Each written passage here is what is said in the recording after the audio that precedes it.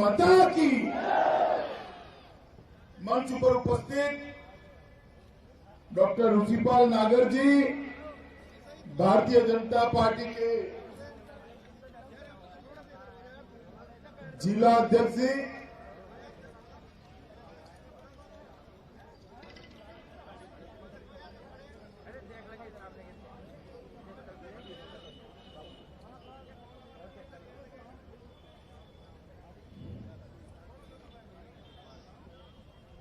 जिला के प्रभारी श्री विकास अग्रवाल जी, हमारे प्रवक्ता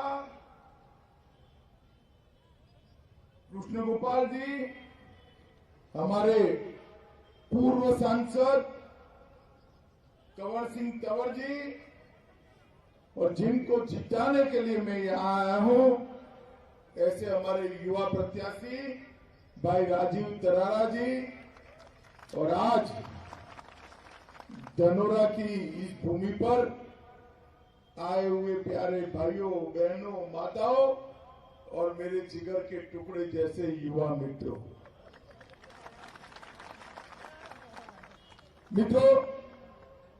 यह ऐतिहासिक भूमि है। यहाँ पत्थर कुटी में भगवान शिव स्वयं विराजमान है। चाकेश्वर झारखंडी मंदिर में भी महादेव विराजमान है। मैं दोनों को प्रणाम कर मेरी बात की शुरुआत करना चाहता हूं। मित्रों, आज मैं यहां आया हूं, समय ज्यादा नहीं है, बहुत लंबा बोल नहीं पाऊंगा, मगर आप हमारे प्रत्याशी को फिर से विधायक बना दीजिए। विजय जुलूस में मैं जरूर आऊंगा और लंबी बात करेंगे। मित्रों, जो चुनाव है 2022 का, ये चुनाव हमारे तरार को विधायक बनाने का, कोई विधायक को मंत्री बनाने का चुनाव नहीं। ये चुनाव उत्तर प्रदेश का भविष्य तय करने का चुनाव है। उत्तर प्रदेश को विकास के रास्ते पर ले जाने का। दोनों ओर दो खेमे लगे हैं। एक खेमे में जात पात की बात करने वाले हैं, एक खेमे में दंगा कराने वाले हैं, एक खेमे में माफियाओं के राज को संरक्षण देने वाले हैं, और दूसरा खेमा है जो केवल और केवल विकास करता है, उत्तर प्रदेश को आगे बढ़ाता है। दूसरा खेमा है भारतीय जनता पार्टी का खेमा है। मैं पूछने आया हूं आज धनोरा वालों को, धनोरा वालों, आज मुझे बताओ, गजरोला के अंदर कोई बाहुबली बाकी बचा है क्या? जोर से बोलो, बचा है क्या? कोई मां बहनों के सम्मान के साथ छेड़खानी कर सकता है क्या? कोई आपको परेशान कर सकता है क्या? कोई आपकी भूमि को कब्जा सकता है क्या? 5 साल के अंदर ये जो पलायन करने वाले थे, उनको चुन चुन कर पलायन कराने का काम भारतीय जनता पार्टी की सरकार ने किया है। आज पूरे उत्तर प्रदेश के अंदर माफिया दिखाई पड़ता है तो तीनों जगह पे दिखाई पड़ता है। एक जेल में दिखाई पड़ता है, दूसरा उत्तर प्रदेश के बाहर दिखाई पड़ता है, और तीसरा समाजवादी पार्टी की विधायक के प्रत्याशी की सूची में दिखाई पड़ता है। और कोई जगह पे माफिया नहीं है। मैं जो पूछता हूं इसका जवाब दीजिएगा भाइयों बहनों।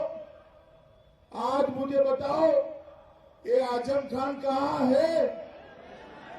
अरे जोर से बोलो, सुनाई नहीं पड़ता। कहां है? अतीक अहमद कहां है? मुख्तार अंसारी कहां है? अगर भारतीय जनता पार्टी की सरकार न होती तो ये जेल में होते क्या? होते क्या? होते क्या? अगर आपने गलती कर दी, होने की संभावना ही नहीं है, मगर कर दी तो बाहर आएंगे या नहीं आएंगे? लाना चाहते हो क्या? नहीं लाना चाहते हो तो फिर से योगी आदित्यनाथ के नेतृत्व में कमल फूल की सरकार बनानी पड़ेगी मित्रों, कमल फूल की सरकार। मैं अभी यहां आ रहा था, कंवर सिंह जी मेरे साथ गाड़ी में बैठे थे। मैं रोड देखकर चकित हो गया। मैंने कंवर सिंह जी को पूछा, कंवर सिंह जी ये तो रोड बड़े चकाचक हो गए।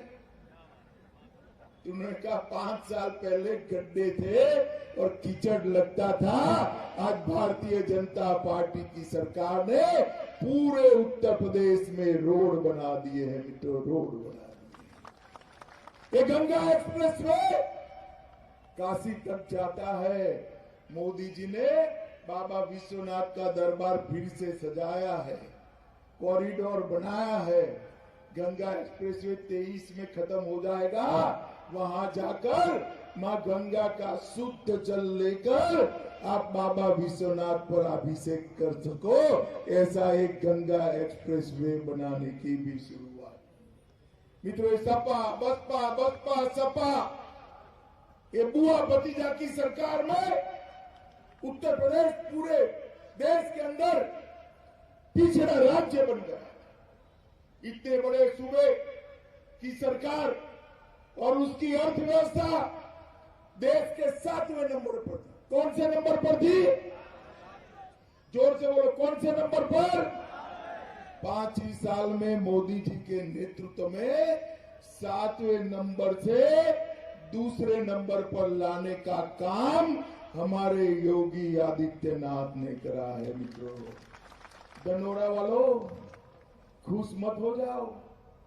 गजरोला वालों, मैं बताकर जाता हूं, एक मौका और भारतीय जनता पार्टी को दे दो, ये दूसरे नंबर से 2 ही साल में पहले नंबर पर ले जाने का काम ये भारतीय जनता पार्टी।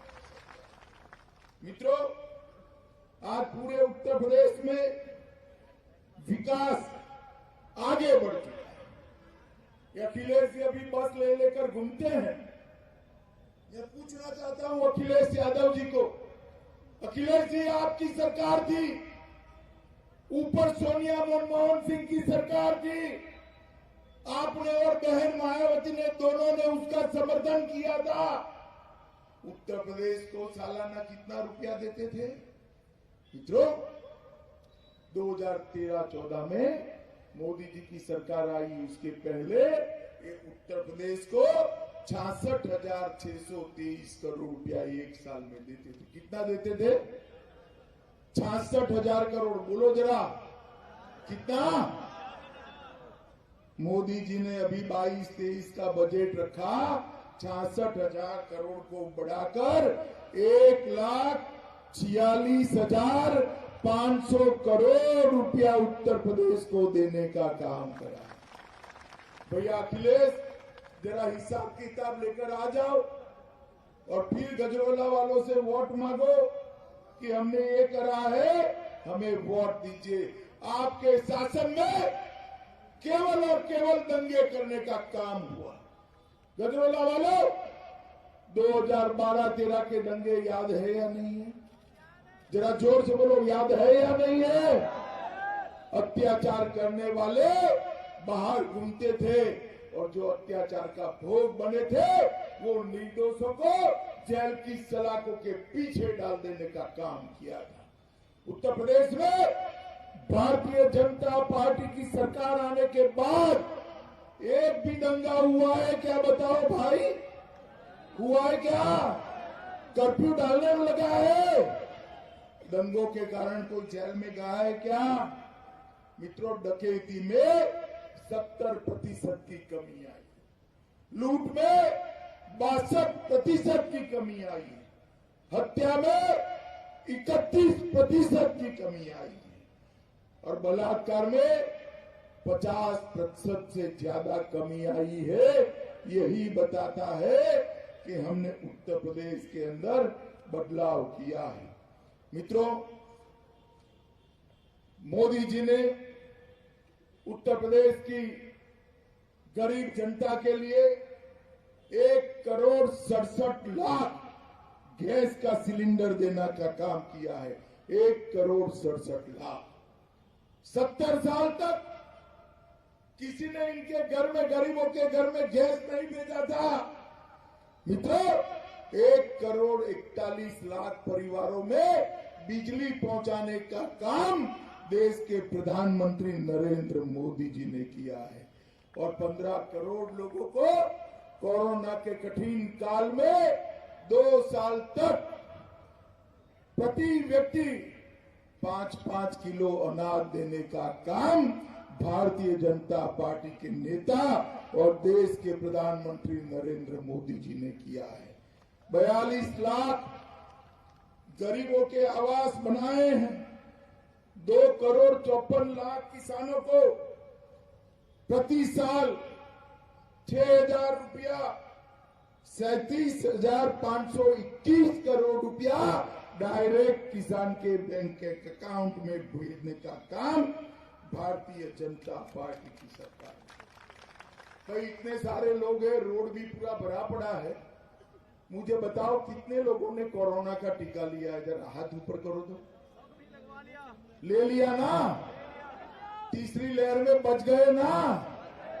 अगर कोरोना हुआ भी तो जुकाम जैसा हुआ, किसी की मृत्यु नहीं हुई। सच बात है ना? जरा जोर से बोलो भाई, सच बात है ना? ये टीका लेने में 1 रुपया देना पड़ा है क्या? देना पड़ा है? ऊपर से सरकार ने चाय कॉफी भिजवा पिलाकर भेजा ना? जरा जोर से बोलो, भेजा ना? ये अखिलेश कहते थे ये तो मोदी टीका है, मैं नहीं लगाऊंगा, आप भी मत लगाइए। मित्रों, 1 महीने तक तो बोलते रहे, बाद में डर के मारे दुमक कर टीका लगा दिया उन्होंने। मगर मुझे बताओ भाइयों बहनों माताओं, अगर हम उत्तर प्रदेश वाले उनकी बातों में आते तो तीसरी लहर में हमारी जान बचती क्या? इस प्रकार के नेता जो राजनीति करने के लिए जनता की जान को जोखिम में डालते हैं, उनको उत्तर प्रदेश का मुख्यमंत्री बनने का कोई अधिकार नहीं है। मित्रों, कोई अधिकार। मोदी जी ने 1,30,00,000 की जनता, 130 करोड़ की जनता को दोनों टीके फ्री ऑफ कॉस्ट मुफ्त लगाने का काम किया है और एक सुरक्षा का सुदर्शन चक्र समग्र देश की जनता के इर्द गिर्द खड़ा करने का काम देश के प्रधानमंत्री नरेंद्र मोदी जी ने किया। भाइयों बहनों, मुझे बताओ, एक कश्मीर के लिए जो धारा 370 थी, जो उसको भारत के साथ जोड़ते हुए रोकती थी, वो हटानी चाहिए या नहीं हटानी चाहिए? जोर से बोले, हटानी चाहिए या नहीं हटानी चाहिए? मित्रों, आपने दूसरी बार मोदी जी को प्रधानमंत्री बनाया। 5 अगस्त 2019 को मोदी जी ने धारा 370 को देश की संसद में उखाड़ कर फेंक दिया। मित्रों, उखाड़ कर फेंक। और अखिलेश बाबू क्या भाषण करते थे? खून की नदियां बह जाएगी। मेरे सामने खड़े होकर लोकसभा में भाषण करते थे।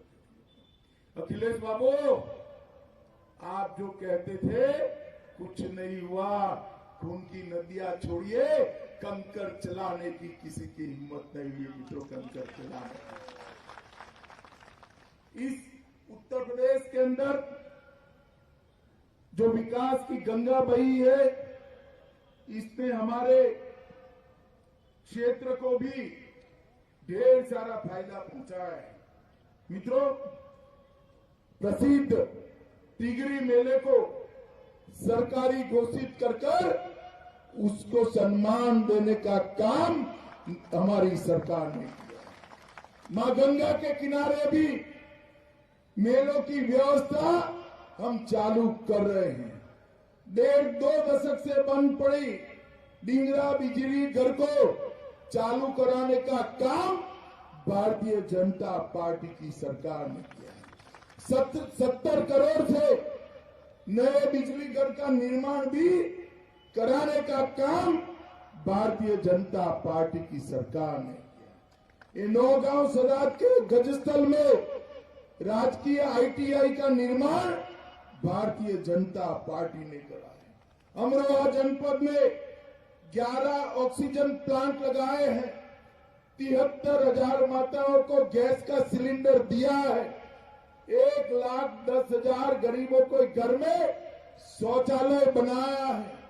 अमरोहा जनपद में 1,32,000 लोगों के घर में बिजली पहुंचाने का काम किया है। ढोलक और बीड़ी और जैकेट बनाने के हमारे परंपरागत व्यवसाय को आज उत्तर प्रदेश की सरकार आगे बढ़ा रही है, जिससे मेरे ढेर सारे अनुसूचित जाति के भाइयों को रोजगारी मिलने वाली है। लगभग 14,000 मकान बनाए हैं और 66,000 लाभार्थियों को घर में बिजली पहुंचाने का काम किया है। माताओं, भाइयों, बहनों, मैं इतना ही कहने आया हूं। मोदी जी ने इस देश को सुरक्षित किया है। 10 साल तक 2004 से 14 तक इस देश में सोनिया मनमोहन सिंह की सरकार चली।